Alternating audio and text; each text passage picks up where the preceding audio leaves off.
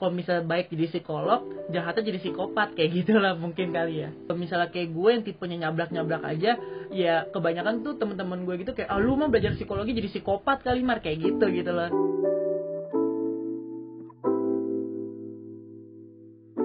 Halo teman-teman semua, perkenalkan gue Omar Abdurrahman dari Psikologi UI 2019, asal SMA dari SMA N26 Jakarta, masuk UI lewat jalur SBMPTN.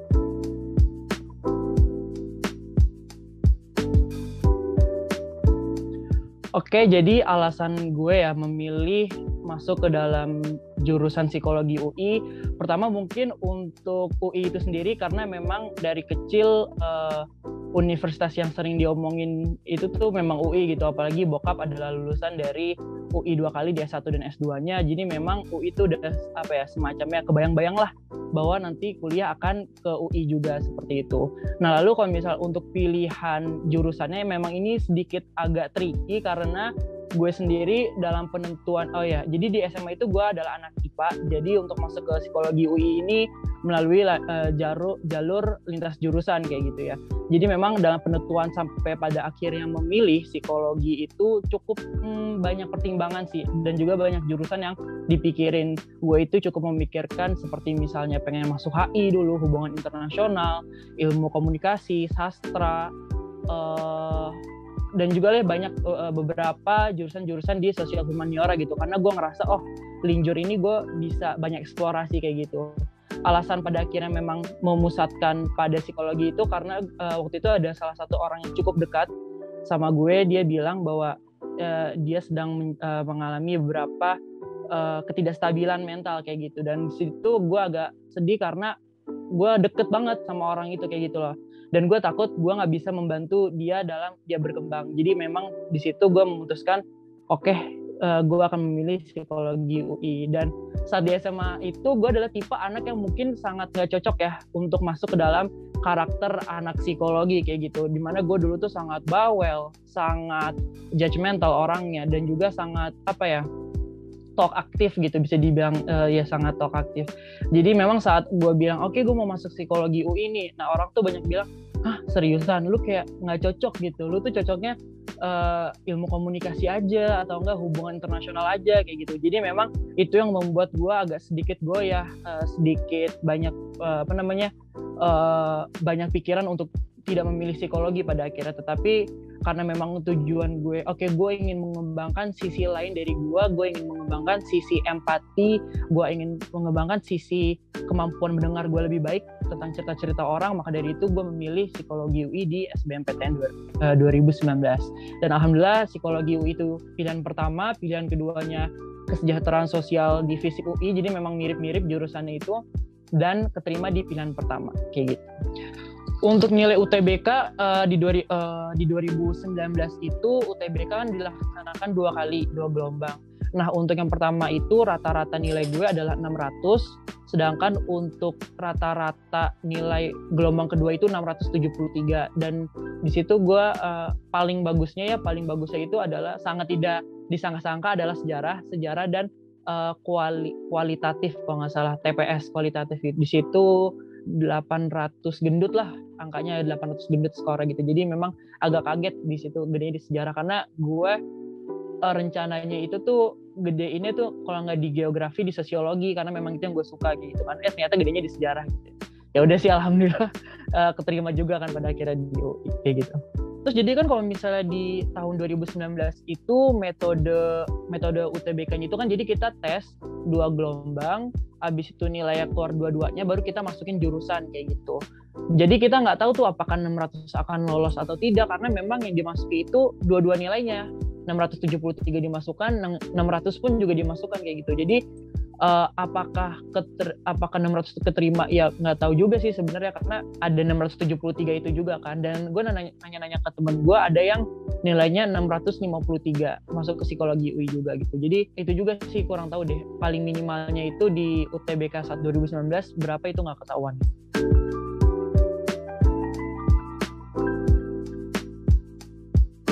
ngomongin sedikit tentang psikologi itu sendiri, jadi banyak orang salah kaprah ya, ngira psikologi hanya akan membahas tentang kesehatan mental kayak gitu, misalnya kayak depresi, anxiety, insecure atau stres kayak gitu. Nah itu padahal adalah bagian kecil dari psikologi, karena psikologi pada hakikatnya adalah ilmu saintifik yang membahas tentang perilaku dan pola proses mental pada manusia gitu. Jadi perilaku benar-benar seluruh perilaku kita pelajari kayak gitu. Jadi mungkin kayak misalnya mengapa bayi tangannya suka gini-gini gitu, atau enggak kenapa kita kalau misalnya dipanggil nengok ke arah yang kita panggil kayak gitu, atau misalnya kenapa kalau misalnya di suhu panas kita jadi lebih mudah agresif kayak gitu. Jadi memang benar-benar sekompleks itu yang dipelajari oleh psikologi. Nah kesehatan mental itu adalah spektrum kecil lah di dalam psikologi, sebuah materi kecil.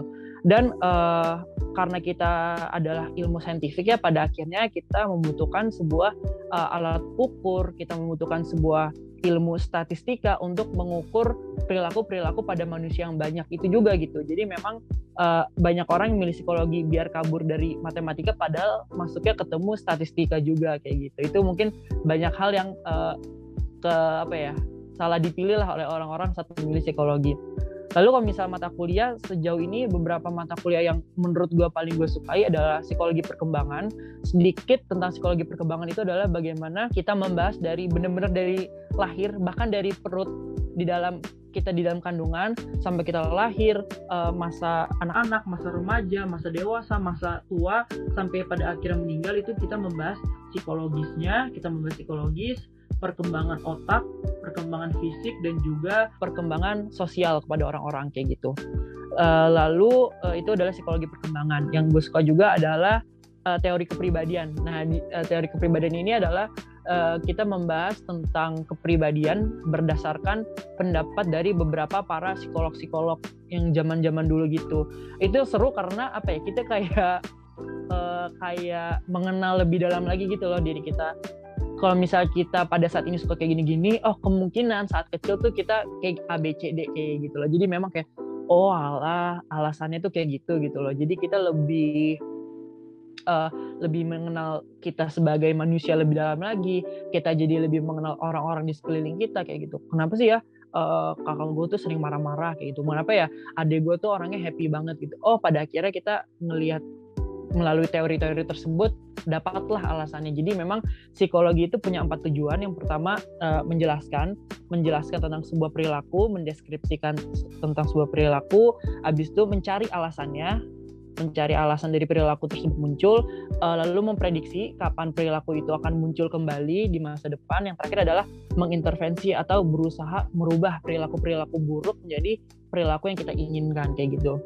Lalu mata kuliah lain yang gue sukai adalah psikologi sosial. Itu gimana lingkungan sekitar kita itu mempengaruhi perilaku kita sebagai manusia kayak gitu. Kembali lagi karena memang psikologi kan membahas tentang perilaku gitu ya.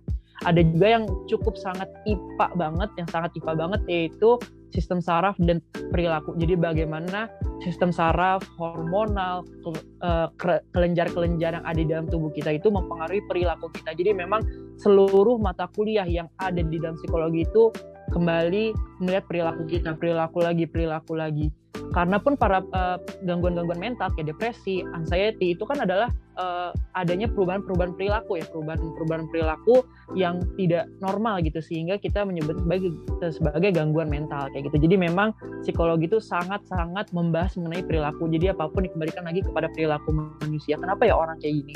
Kenapa ya anak kecil kayak gitu? Kenapa ya kalau misalnya lagi suka sama seseorang kita kayak gitu? Kenapa ya ada orang yang susah keluar dari toxic relationship gitu? Itu semua kita bahas di dalam psikologi karena itu adalah termasuk ke dalam cakupan perilaku gitu.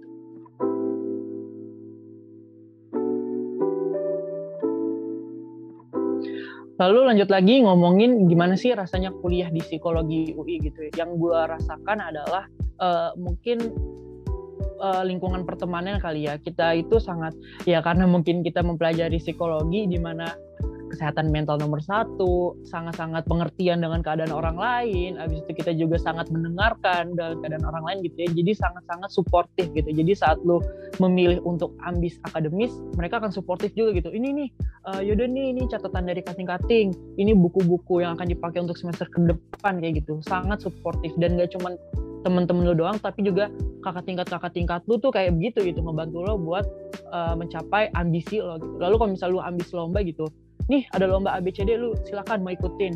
Ada pelatihan nulisnya juga, dibimbing oleh para dosen juga. Kalau misalnya lu mau ambis olahraga, nih ada loh e-sport segala macam, diwadahin juga oleh Fakultas Psikologi. Kalau misalnya lu mau ambis karya gitu ya, bikin lukisan, fotografi, lomba cipta puisi atau teater, di psikologi juga ada gitu. Jadi memang benar-benar yang gue rasakan bahwa psikologi itu sangat supportive gitu. Lu mau ambis ke arah akademis bisa, mau ambis tentang keagamaan pun ada juga gitu wadahnya. Jadi memang itu yang gue suka saat gue masuk diterima di lingkungan psikologi UI, di mana gue sangat diperbolehkan untuk berkembang ke manapun arah yang gue mau. Itu mungkin di pertemanan dan kakak tingkatnya. Nah, kakak tingkatnya itu sendiri pun sangat informatif banget gitu. Jadi asalkan kita nggak malu untuk bertanya, asalkan kita punya sopan santun gitu ya dalam nanya melalui chat atau misalnya ketemu langsung, mereka tuh sangat senang gitu untuk ngebantuin kita. Apalagi kalau misalnya pertanyaannya kayak, Kak, kenapa mata kuliah ini susah ya, Kak? Bisa nggak sih, Kak, tolong bukain tutor kayak gitu. Diwadahin juga nanti sama psikologi. Yuk, kalau misalnya mau buka tutor belajar bareng, ayo kita belajar bareng gitu. Ada juga kayak gitu. Jadi memang asal lu punya rasa berani buat nanya dan tentunya dengan sopan gitu ya nanyanya, kakak tingkat tuh seneng banget kok. Lalu juga dosen gitu. Kan gue sering banget ngobrol sama teman-teman lintas fakultas. Mereka ngomong, ya nih dosen gue nggak enak nih segala macem, ABCD lah, apa-apa segala macem. Alhamdulillah sejauh gue ini kan berarti gue menuju ke semester 5 gitu ya, menuju tingkat 3, gue belum pernah merasa bener-bener mendapat dosen yang sebutannya zong kali ya gitu, ngasih nilai susah gitu, atau ngejelasin gak enak, atau terlalu strict kayak gitu. Alhamdulillah sejauh 4 semester gue belajar ini, dosen-dosen yang gue dapetin tuh ya cukup menyenangkan gitu menjelaskannya, juga sangat seru, apalagi karena materinya kembali ada tentang perilaku manusia gitu ya, tentang diri kita sendiri. Jadi memang kebanyakan tuh kelas lebih ke arah sesi tentang seminar pengembangan diri gitu, seminar tentang pengenalan diri sendiri kayak gitu. Jadi memang isinya tuh seru, interaksi antara dosennya juga enak, apalagi karena memang kebanyakan dosen kita para psikolog kayak gitu ya, sangat-sangat enak untuk dibuat cerita atau konseling kayak gitu. Jadi menurut gue top banget sih untuk bisa diterima di psikologi UI ini. Lingkungannya benar-benar enak buat berkembang sebagai mahasiswa.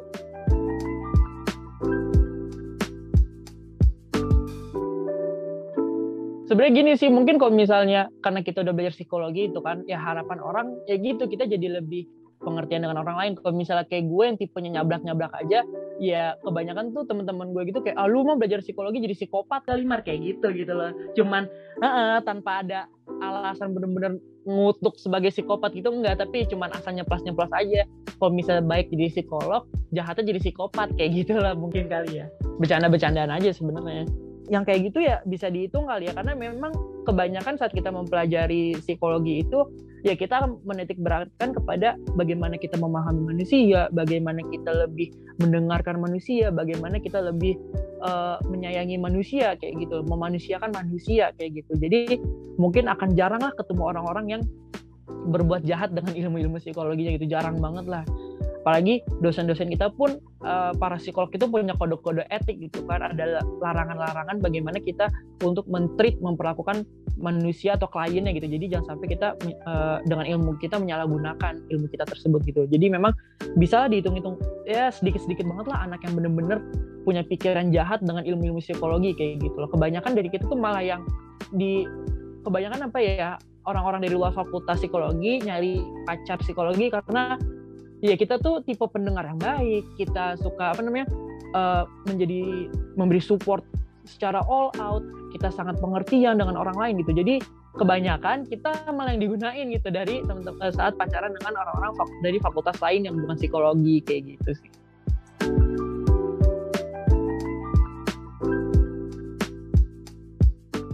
Oke, suka duka belajar di psikologi. Gue kurang tahu sih ini akan disuka atau duka ya, tapi saat gue masuk ke psikologi UI, mayoritas buku paket atau buku wajib dari tiap mata kuliah itu adalah bahasa Inggris. Jadi memang mau nggak mau kita harus ya meningkatkan pemahaman kita di dalam bacaan bahasa Inggris kayak gitu. Karena mungkin aja nih kita bisa minjem catatan kakak tingkat gitu yang bahasa Indonesia, tapi saat kita mencari jurnal psikologi, kebanyakan jurnal psikologi yang sesuai dengan topik yang kita cari itu bahasa Inggris juga kayak gitu loh. Jadi mau nggak mau kita harus meningkatkan diri kita di dalam pemahaman bahasa Inggris, itu yang pertama. Lalu yang kedua, kebanyakan tiap mata kuliah itu tugasnya adalah tugas kelompok. Bisa dihitung kali ya yang tugas individu kan. Memang karena misalnya di dalam satu semester ada 7 mata kuliah, biasanya tuh 5 itu mata kuliahnya tuh tugasnya kelompok semua, cuman 2 yang tugasnya tugas individu kayak gitu. Jadi ya belajar lebih mudah bersosialisasi kali ya, menjadi orang baik kayak gitu. Biar kita mendapatkan kelompok yang enak-enak juga. Jangan sampai karena kita mengeluarkan perilaku yang buruk, orang-orang nggak mau kerjasama sama kita di dalam kelompok-kelompok mata kuliah kayak gitu. Itu sih tugas kelompok. Abis itu ya dukanya lagi apa ya? Gue nggak, mungkin itu sih menurut gue bias kali ya, karena memang gue sangat-sangat suka, sangat-sangat mendalami psikologi. Jadi saat tanya dukanya apa Bang Omar, gue jadi bingung gitu, karena ya gue merasa ya udah kuliah-kuliah biasa aja gitu loh. Apakah ada tugas yang susah? Ya ada aja tugas yang susah. Tapi sama gue di psikologi, mayoritas mata kuliahnya itu sangat menyenangkan untuk dipelajari gitu. Ya mungkin yang susah kayak statistika, ya mungkin kayak misalnya tadi sistem saraf, neuropsikologi, ya paling yang kayak gitu. Tapi sisanya tuh ya kayak misal teori kepribadian, psikologi perkembangan, psikologi sosial, itu tuh sangat menyenangkan untuk dipelajari. Jadi gue agak bias mungkin saat bilang suka dukanya gitu. Karena ya gue ngerasa kebanyakan sukanya daripada dukanya selama di psikologi sih.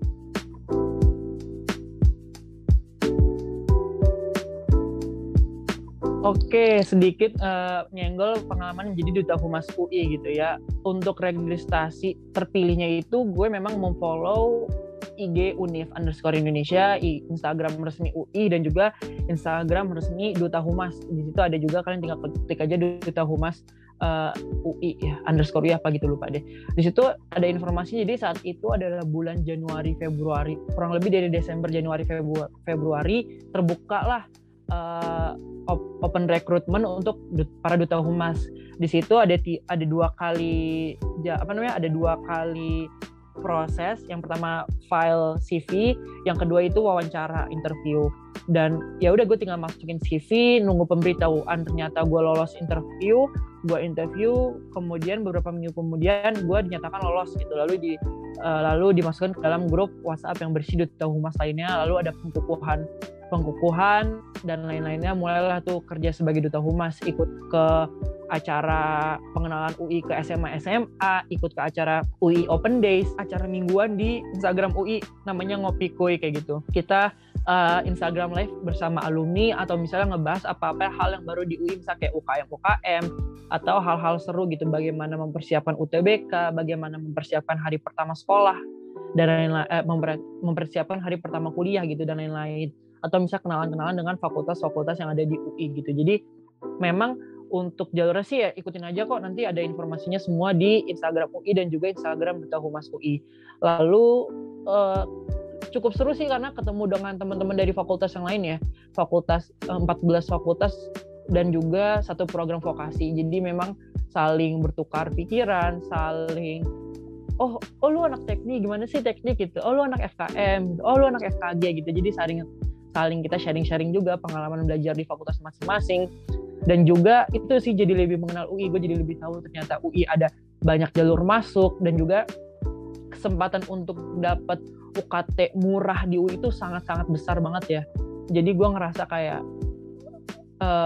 keren banget sih UI bisa menjadi universitas dengan kualitas sumber daya yang baik, tetapi juga memiliki UKT yang bisa dibilang cukup murah gitu dibandingkan PTN lainnya yang ada di Indonesia.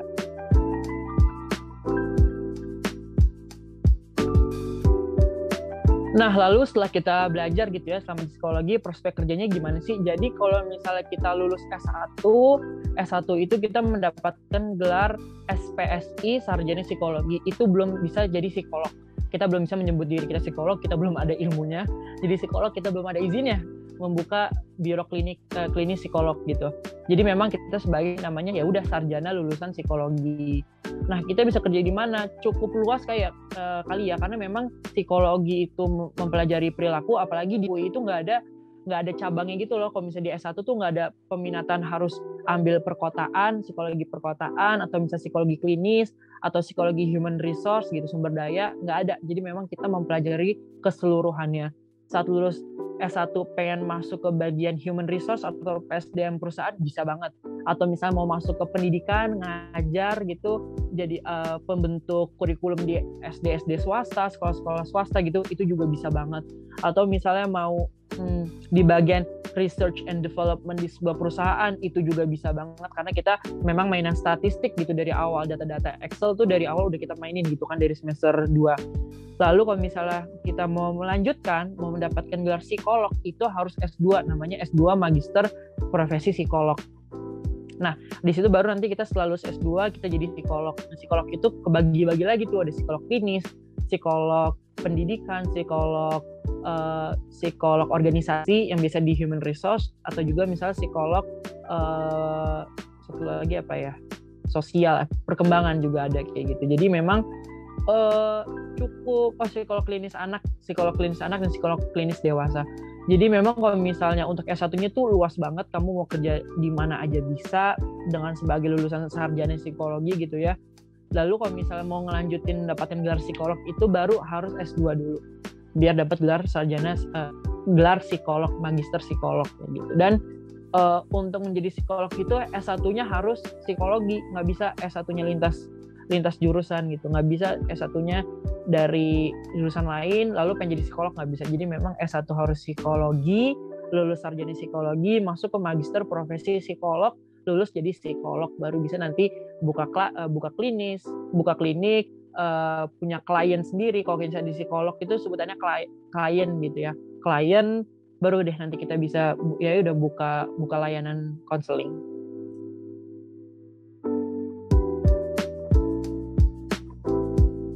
Mungkin ini sih ya, mungkin akan ada sedikit bingung bedanya apa sih antara psikologi S1 yang saintek dengan yang sosum gitu ya. Mungkin yang saintek yang cukup paling terkenal adalah Unpad, kalau misalnya yang sosum ya sisanya gitu, misalnya seperti UI atau UGM itu kan sosum juga. Untuk perbedaannya setelah gue ngobrol-ngobrol dengan teman-teman yang dari Unpad pun sebenarnya dari mata kuliah nggak ada bedanya. Lalu juga dari penekanan bobot katanya iya kalau misalnya di saintek ya lebih menekankan ke arah IPA-nya, kalau misalnya di sosum lebih menekankan ke arah IPS-nya gitu. Padahal saat gue pelajari ya gue ngerasa IPA sama IPS-nya juga sama-sama aja di dalam psikologi UI gitu. Pas lulus pun kita sama-sama mendapatkan gelar SPSI, sarjana psikologi.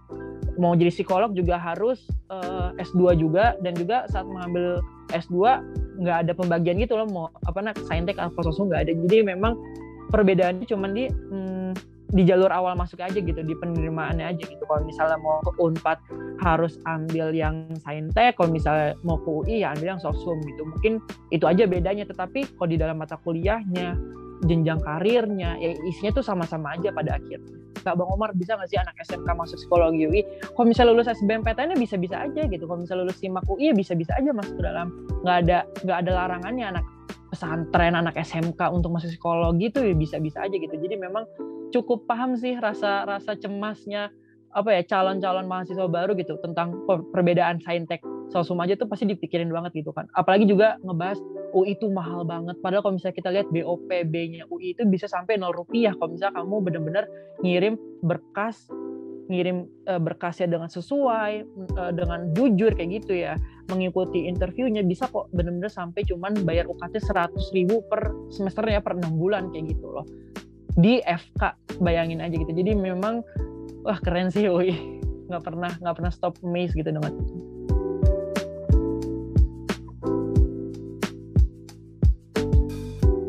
Baik, kepada teman-teman yang lagi nonton ini dan teman-teman ingin masuk ke psikologi UI, teman-teman merasa nggak pantas ya, teman-teman ngerasa, aduh gue tuh orangnya cerewet banget, gue tuh orangnya nggak bisa ngedenger orang lain cerita, gue tuh tipenya judgmental. Tolong buang jauh-jauh pikiran itu. Selama kalian suka membaca, selama kalian suka untuk mempelajari ilmu tentang manusia lebih dalam lagi, kalian itu pantas banget kok. Karena gue adalah kalian. Gue yang dulu adalah benar-benar tipe anak SMA yang sangat tidak cocok untuk masuk ke psikologi, karakternya kayak gitu. orang-orang bilang gue lebih cocok komunikasi, lebih cocok hubungan internasional, gue membuktikan ke diri gue sendiri kalau misalnya gue fokus dengan mimpi gue bisa mencapainya, dan pada akhirnya gue memutuskan untuk memeluk Makara Biru Muda, dan gue berhasil gitu mendapatkan Makara Biru Muda di jaket kuning gue. Jadi untuk teman-teman yang merasa nggak pantas, untuk teman-teman yang dibilang orang-orang itu nggak cocok, tolong jangan dengarkan mereka, percaya kepada diri lo sendiri, karena pada akhirnya yang nge-support lo ya diri lo sendiri. Kalau misalnya lo aja nggak percaya, siapa lagi yang bisa mengajak lo untuk mendapatkan jaket kuning lo sendiri gitu. Jadi tolong percaya diri, terus belajar, terus cari informasi tentang jurusan yang lo mau, dan jangan stop untuk bermimpi. Itu aja sih.